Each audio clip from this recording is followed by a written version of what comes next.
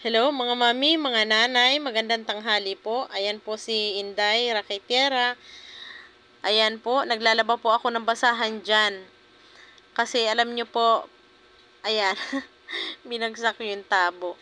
Ayan po, dinadryer ko na po yung basahan dyan para matuyo po. Kasi po marami po yan mga mamshi, yung mga basahan na yan. Ayan, nagbibiro na naman si Inday. Kukunting sayaw. Ay, nako. Pagod na yata si Inday. Ayan, at hinahawakan ko nga pala dyan mga mami ang washing. Kasi habang nagda-dryer pag walang laman yung kadikit niya, gumagalaw. Kaya kailangan po siyang hawakan.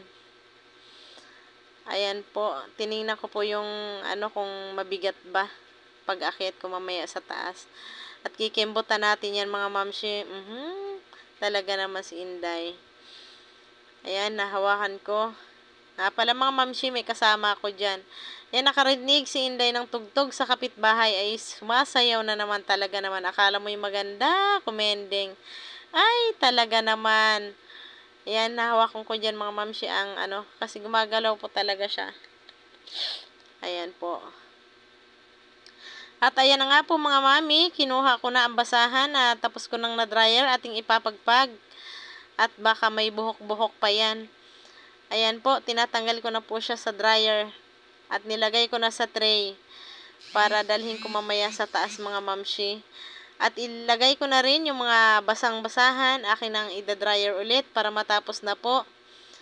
Ayan. Marami po kasi yan mga mamshi. Yung mga basahan na yan. Para mamaya pagdating ni madam ay malinis na yung mga basahan. Wala na mga basahang nakakalat. Ayan po. At ating isisiksik yan para gumanda ang ikot ng dryer. Yan, siksik. Sige, hanggang sa masira.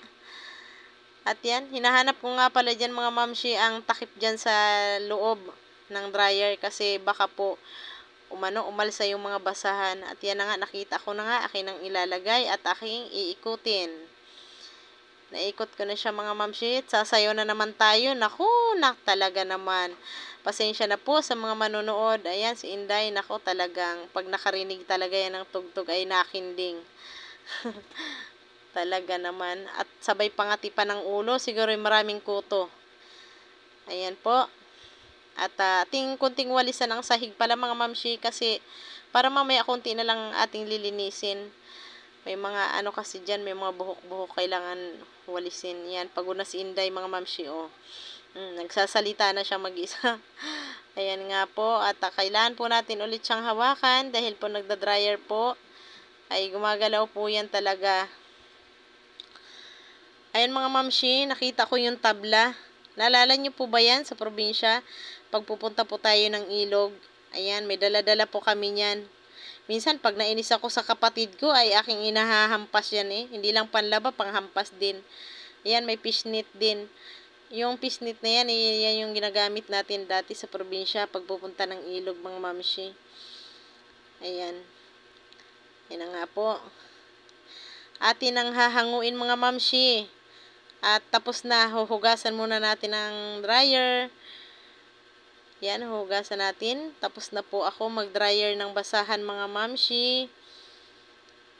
Ayan po, hinuhugasan ko na po yung Ay, kinding na naman si Inday. Talaga naman. Ayan nga po. At ayan ang mga mamshi, aakyat na po tayo sa taas at tapos ko nang na-dryer ang mga basahan.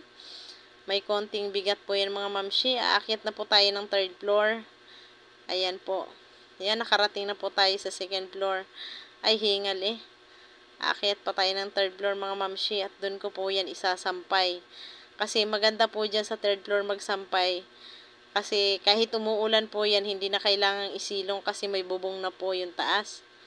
Ayan po, ihahanger ko na po siya.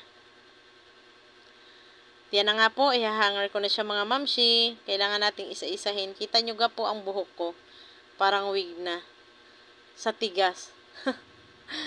Ayan po. Inaayos ko dyan yung basahan paghanger kasi patagal po yan matuyo pagka nagkadikit-dikit. Kaya kailangan isa-isang hanger siya mga mamshi.